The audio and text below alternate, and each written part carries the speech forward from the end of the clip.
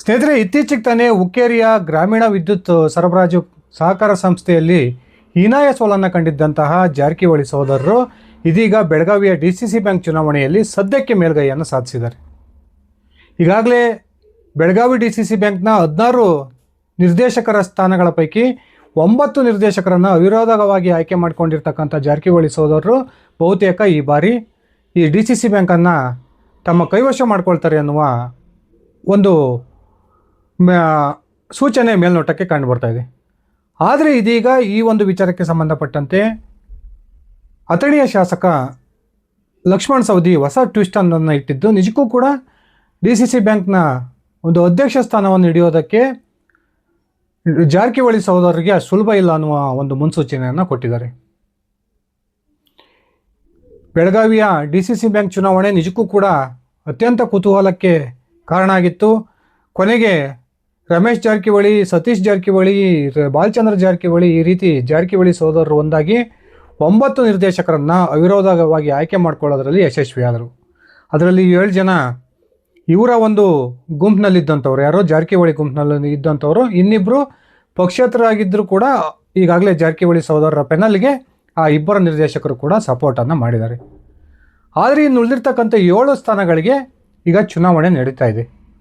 ಇದೇ ಅಕ್ಟೋಬರ್ 19ನೇ ತಾರೀಕಿಗೆ ಈ ಒಂದು 7 ಸ್ಥಾನಗಳಿಗೆ ಮತದಾನ ನಡೆಯುತ್ತೆ. ಈ ಮತದಾನದ ನಂತರ ಏನು ಬೇಕಾದ್ರೂ ಅಲ್ಲಿ ಬೆಳಗಾವಿ DCC ಬ್ಯಾಂಕ್ ಚುನಾವಣೆಗೆ ಸಂಬಂಧಪಟ್ಟಂತೆ ಏನು ಬೇಕಾದ್ರೂ ಆಗ್ಬೋದು ಅನ್ನುವ ಒಂದು ಮುನ್ಸೂಚನೆಗಳು ಸಿಗ್ತಾ ಇದ್ದಾವೆ. ಸ್ನೇಹಿತರೆ, ಈಗಾಗಲೇ ಅವಿರೋಧವಾಗಿ ಆಯ್ಕೆಯಾಗಿರ್ತಕ್ಕಂಥ ಕಾಂಗ್ರೆಸ್ನ ಶಾಸಕ ರಾಜು ಕಾಗೆ ಅವರು ಜಾರಕಿಹೊಳಿ ಸಹೋದರರ ವಿರುದ್ಧ ಒಂದು ರೀತಿ ಅಸಮಾಧಾನವನ್ನು ಹೊರಹಾಕಿದ್ದನ್ನು ನಾವು ನಿನ್ನೆ ಮೊನ್ನೆ ನೋಡಿದ್ದೀವಿ. ನನ್ನನ್ನೇನೋ ಅವಿರೋಧವಾಗಿ ಆಯ್ಕೆ ಮಾಡಿದರು, ಆದರೆ ಲಕ್ಷ್ಮಣ್ ಸವದಿ ಅವರ ಒಂದು ಸ್ಥಾನಕ್ಕೆ ಚುನಾವಣೆ ನಡೀತಿರ್ತಕ್ಕಂಥದ್ದು ನನಗೆ ಯಾಕೋ ಇಷ್ಟ ಆಗ್ತಾ ಇಲ್ಲ ಅನ್ನುವ ಹೇಳಿಕೆಯನ್ನು ಕೊಡೋದ್ರ ಮೂಲಕ ರಾಜು ಕಾಗೆ ಅವರ ಒಂದು ಮನಸ್ಥಿತಿ ಯಾವ ರೀತಿ ಇದೆ ಅನ್ನೋದನ್ನು ಮುನ್ಸೂಚನೆಯನ್ನು ಕೊಟ್ಟಿದ್ದಾರೆ. ಹಾಗಾದರೆ ಬನ್ನಿ ಸ್ನೇಹಿತರೆ, ಈ ಬೆಳಗಾವಿ DCC ಬ್ಯಾಂಕ್ನ ಚುನಾವಣೆಗೆ ಸಂಬಂಧಪಟ್ಟಂತೆ ಲಕ್ಷ್ಮಣ್ ಸವದಿ ಅವರು ಏನೆಲ್ಲ ಕಾರ್ಯತಂತ್ರವನ್ನು ರೂಪಿಸಿರ್ಬೋದು, ಅದೇ ರೀತಿ ಸವದಿ ಮತ್ತು ಕತ್ತಿ ಅವರ ಒಂದು ಕಾಂಬಿನೇಷನ್ ನಿಜಕ್ಕೂ ಕೂಡ ಈ ಒಂದು ಚುನಾವಣೆಯಲ್ಲೂ ಕೂಡ ಕಮಾಲ್ ಮಾಡುತ್ತಾ ಒಂದ್ಸರಿ ತಿಳ್ಕೊಂಡು ಬರೋಣ. ಅದಕ್ಕಿಂತ ಮುಂಚೆ ನೀವಿನ್ನು ನನ್ನ ಇಟ್ಗೆ ಮಂತ್ ಯೂಟ್ಯೂಬ್ ಚಾನಲ್ಗೆ ಸಬ್ಸ್ಕ್ರೈಬ್ ಮಾಡ್ಕೊಂಡಿಲ್ಲ ಅಂದರೆ ದಯವಿಟ್ಟು ಸಬ್ಸ್ಕ್ರೈಬ್ ಮಾಡಿಕೊಂಡು ಬೆಲ್ ಬಟನ್ನ ಕ್ಲಿಕ್ ಮಾಡಿ. ನಾನು ಕೊಡ್ತಕ್ಕಂಥ ಮಾಹಿತಿ ನಿಮ್ಗೆ ಇಷ್ಟ ಆಗಿದ್ದರೆ ಈ ವಿಡಿಯೋಗೆ ಲೈಕ್ ಮಾಡಿ, ಶೇರ್ ಮಾಡಿ, ಕಮೆಂಟ್ ಮಾಡಿ.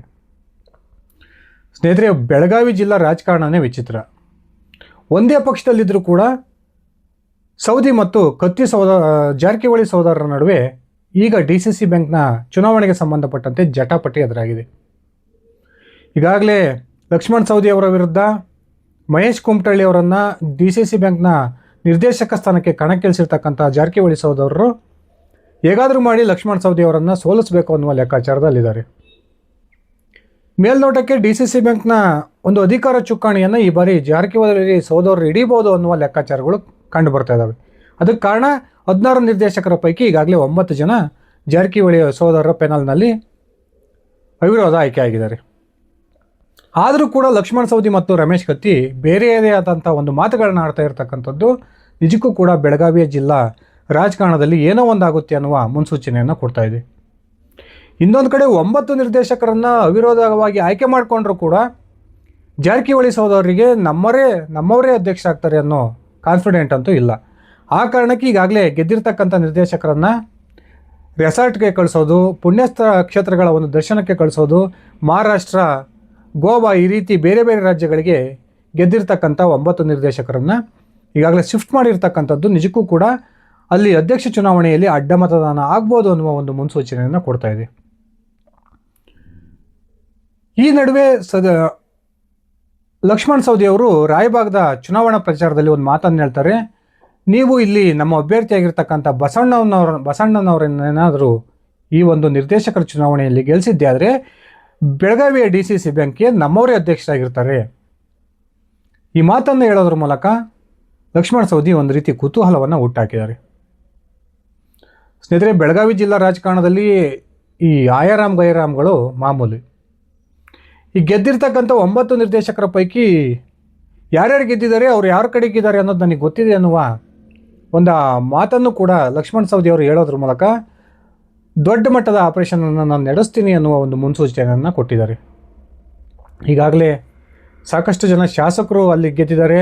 ಇನ್ನೊಂದು ಕಡೆ ರಮೇಶ್ ಜಾರಕಿಹೊಳಿ ಅವರ ಪುತ್ರನೂ ಗೆದ್ದಿದ್ದಾರೆ. ಅದೇ ರೀತಿ ಸತೀಶ್ ಜಾರಕಿಹೊಳಿ ಅವರ ಪುತ್ರ ರಾಹುಲ್ ಜಾರಕಿಹೊಳಿ ಅವರು ಕೂಡ ನಿರ್ದೇಶಕರಾಗಿ ಈಗಾಗಲೇ ಆಯ್ಕೆಯಾಗಿದ್ದಾರೆ. ಇಷ್ಟೊಂದು ಬಲ ಜಾರಕಿಹೊಳಿ ಅವರ ಸಹೋದರಿಗೆ ಸಿಕ್ಕಿದ್ರು ಕೂಡ ರಮೇಶ್ ಕತ್ತಿ ಮತ್ತು ಲಕ್ಷ್ಮಣ್ ಸವದಿ ಅವರು ಆ ಒಂದು DCC ಬ್ಯಾಂಕ್ ಅಧ್ಯಕ್ಷ ಸ್ಥಾನ ಹಿಡಿಯೋದಕ್ಕೆ ಸಾಕಷ್ಟು ಒಂದು ಕಾರ್ಯತಂತ್ರವನ್ನು ಈಗಾಗಲೇ ನಡೆಸ್ತಾ ಇದ್ದಾರೆ.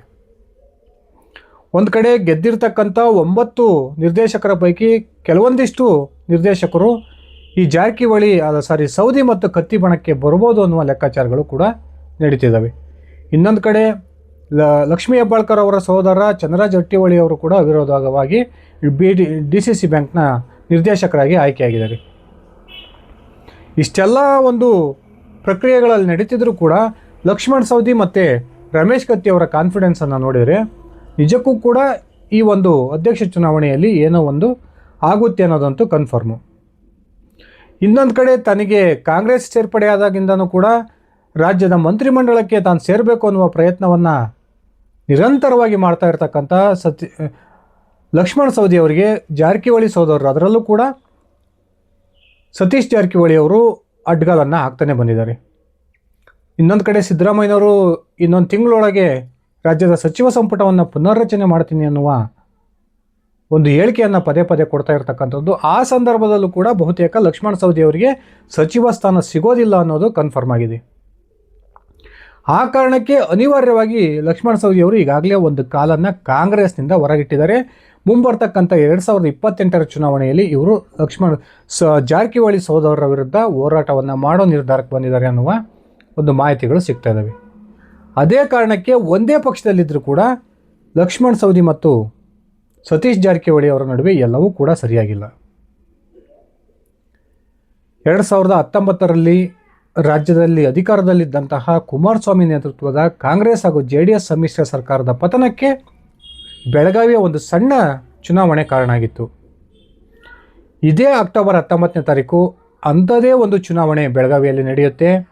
ಆ ಚುನಾವಣೆಯ ನಂತರ ರಾಜ್ಯ ರಾಜಕಾರಣದ ಮೇಲೂ ಕೂಡ ಬೆಳಗಾವಿಯ ಒಂದು ರಾಜಕೀಯದ ಕರಿನೆರಳು ಬೀಳಬಹುದು ಅನ್ನುವ ಲೆಕ್ಕಾಚಾರಗಳು ಕೂಡ ಈಗ ಕೇಳಿ ಬರ್ತಾ ಇದ್ದಾವೆ.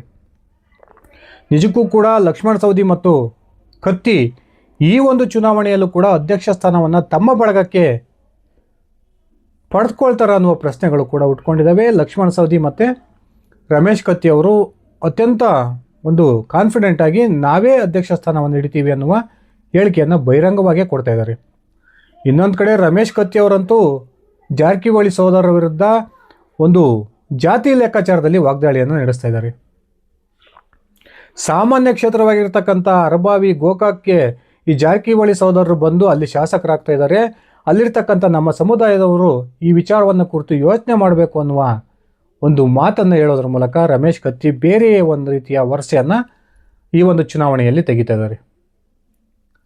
ಕಾದು ನೋಡೋಣ ಸ್ನೇಹಿತರೆ. ನಿಜಕ್ಕೂ ಕೂಡ ಬೆಳಗಾವಿ DCC ಬ್ಯಾಂಕ್ ಅಧ್ಯಕ್ಷ ಸ್ಥಾನದ ಚುನಾವಣೆಗೆ ಇನ್ನೂ ಕೂಡ ಕುತೂಹಲ ಉಳ್ಕೊಂಡಿದೆ ಅನ್ನೋದರಲ್ಲಿ ಯಾವುದೇ ಎರಡು ಮಾತಿಲ್ಲ. ಬಹುದೊಡ್ಡ ಮಟ್ಟದ ಒಂದು ಆಪರೇಷನ್ನ ನಡೆಸೋದ್ರ ಮೂಲಕ ಕತ್ತಿ ಮತ್ತು ಸೌದಿ ಒಂದು ಜೋಡಿ ಈ ಒಂದು ಚುನಾವಣೆಯಲ್ಲೂ ಕೂಡ ಯಶಸ್ವಿಯಾಗುತ್ತಾ, ಅಥವಾ ಜಾರಕಿಹೊಳಿ ಸಹೋದರರು ತಮ್ಮ ಬಳಗಕ್ಕೆ ಈ DCC ಬ್ಯಾಂಕ್ನ ಅಧ್ಯಕ್ಷ ಸ್ಥಾನವನ್ನು ಪಡೆದುಕೊಳ್ತಾರಾ? ನಿಮ್ಮ ವೈಯಕ್ತಿಕ ಅಭಿಪ್ರಾಯವನ್ನು ಕಮೆಂಟ್ ಮಾಡಿ. ಧನ್ಯವಾದಗಳು ಸ್ನೇಹಿತರೆ. ಶುಭ ದಿನ.